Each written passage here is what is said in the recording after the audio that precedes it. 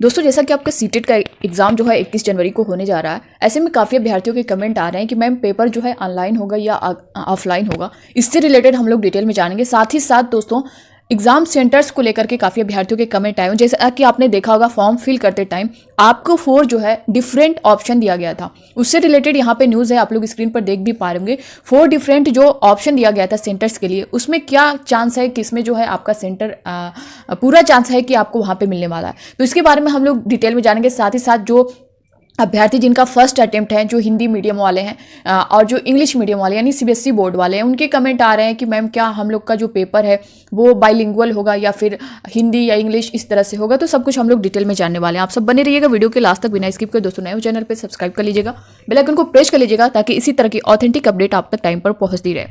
पहली बात यहाँ पर आपका एग्जाम जो है सीटेट का वो ऑनलाइन होगा या ऑफलाइन, यहाँ पे सबसे पहले हम लोग बात करेंगे। इससे रिलेटेड बहुत से अभ्यर्थियों के कमेंट आए हुए हैं। दोस्तों देखिए यहाँ पे जो जब आपका ऑनलाइन होता था, ऑनलाइन प्रोसेस में था, आपने जो एग्ज़ाम सेंटर्स था, एग्ज़ाम सिटी था, आपकी लिमिटेड सीट होती थी वहाँ पे, आपने देखा होगा। लेकिन इस बार क्या आपने ऐसा कुछ देखा? नहीं ना।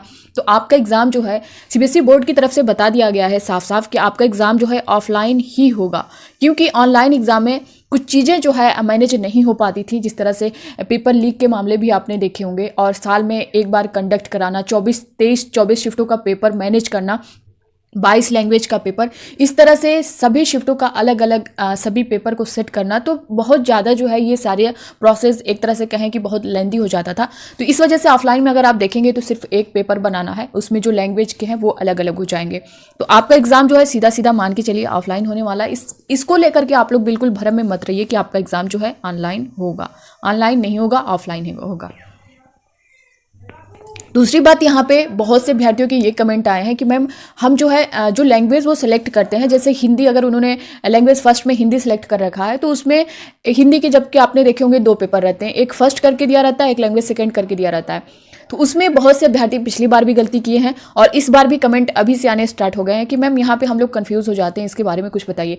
दोस्तों देखिए, इसको ना पेपर लेकर के, पूरा पेपर जो आपका 20 अगस्त का आया हुआ है उसके थ्रू मैं आप सभी को बता दूंगी कि किस तरह आपको क्या करना है। उस पर साफ साफ लिखा होता है। हाँ, एग्जाम का प्रेशर रहता है, एग्जाम हॉल में आप गलती कर जाते हैं, और जो फर्स्ट अटेम्प्ट जिनका रहता है वो खासकर ऐसी गलतियां करते हैं क्योंकि वो उनको आइडिया नहीं होता उस चीज़ का। वो हिंदी बस देखते हैं, हिंदी कर देते हैं, वो फर्स्ट सेकंड का ख्याल नहीं करते हैं। हालांकि अगर आप देखेंगे तो हिंदी लैंग्वेज फर्स्ट हिंदी दिया होता है, साफ साफ लिखा होता है लैंग्वेज सेकंड हिंदी।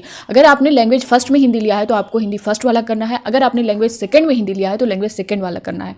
उसको लेकर के मैं पेपर आपके सामने वो शो कराऊंगी और उस तरह से आपको बताऊंगी, तो उसके लिए आप लोग ज़्यादा टेंशन में मत रहिए, मैं सब कुछ आपको गाइड करती रहूंगी। दूसरी बात, यहाँ पे एग्जाम सेंटर्स को लेकर के यहाँ पे हम लोग बात कर ले तो आप लोग ये देख पा रहे सीबीएसई बोर्ड की तरफ से, सीटेट की तरफ से ये पूरा ऑफिशियल नोटिस है।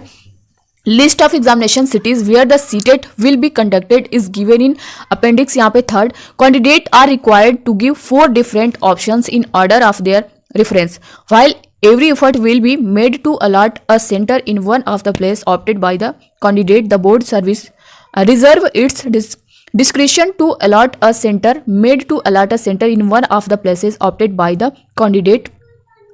सॉरी, इसको मैंने रिपीट कर दिया है। Allot a centres other than that of candidates choice anywhere in India in case the number of candidates in any of the notified city is very less for running the examination centres or any other specific reason. The board at its discretion may not conduct the examination in that city, and the candidate who opted that city as first choice may be allotted examination centers in other city opted second or third or fourth choice or any other city.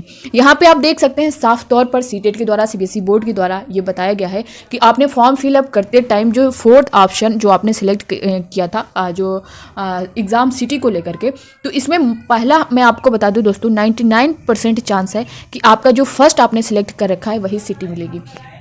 अगर in case वहाँ पे कुछ problem होती है, कोई issue आता है किसी वजह से, तब जो है आपका जो सेकंड चॉइस है, आपने जो सेकंड सिटी सिलेक्ट की होगी उसमें जाएगा। लेकिन आप फर्स्ट को ही मान के चलिए। 99% किसी वजह से ऐसा होता है कि वो जो है चेंज कर दिया जाता है, लेकिन आप फर्स्ट को ही मान करके चलिएगा जो आपने सेलेक्ट कर रखा होगा। तो इससे रिलेटेड, सेंटर से रिलेटेड काफ़ी अभ्यर्थियों के कमेंट आए थे कि मैम हमारा सेंटर कहीं दूर तो नहीं जाएगा। तो नहीं, आपने जो सिलेक्ट कर रखा है ना उसी में से आपको मिलेगा। हाँ, फर्स्ट नहीं मिलता है, सेकेंड वाला मिलेगा, थर्ड मिलेगा, लेकिन उसी में से मिलेगा। ऐसा नहीं है कि आपने वो फिल ही नहीं किया है और आपको अदर कोई दे दिया जाएगा। और पूरा चांस है कि 99% चांस है कि आपको फर्स्ट वाला ही मिलेगा। दूसरी बात, यहाँ पे काफ़ी अभ्यर्थी जो अभी जिनका फर्स्ट अटेम्प्ट है सीटेट देने जा रहे हैं, उनके ये क्वेश्चन है कि मैम पेपर जो है हमारा कैसा रहेगा, बाइलिंगुअल रहेगा या फिर जो है हिंदी में रहेगा या इंग्लिश में रहेगा। दोस्तों देखिए, आपका पेपर जो है सीटेट का ये ऑल इंडिया होता है, सभी स्टेट में होता है, तो यहाँ पे आपका बाइलिंगुअल होगा। आप चाहे तो इंग्लिश में दें, आप चाहे तो जो है हिंदी में दें, दोनों में होता है।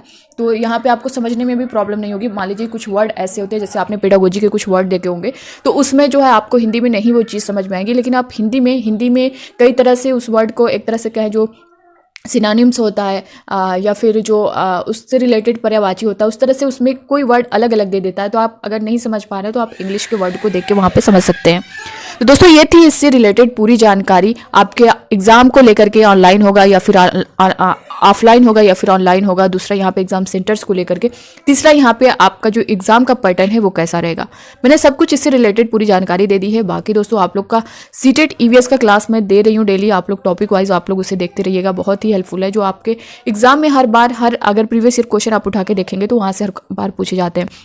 घरों से रिलेटेड आपने देखा होगा पिछली बार या फिर उससे पहले उठाकर देखे तो घरों से एक क्वेश्चन आपको जरूर मिलता है। असम में कैसे घर है और मनाली में कैसे घर पाए जाते हैं, राजस्थान में कैसे घर होते हैं। तो इस टाइप के क्वेश्चन जो है आते रहते हैं, उसके बारे में मैंने डिटेल बताया। आप लोग इस वीडियो को जरूर देखिएगा। बाकी जो आपके मन में हो आप लोग कमेंट बॉक्स में कमेंट करके बताइएगा। मिलते हैं नेक्स्ट अपडेट के साथ, तब तक के लिए bye bye, take care, thank you.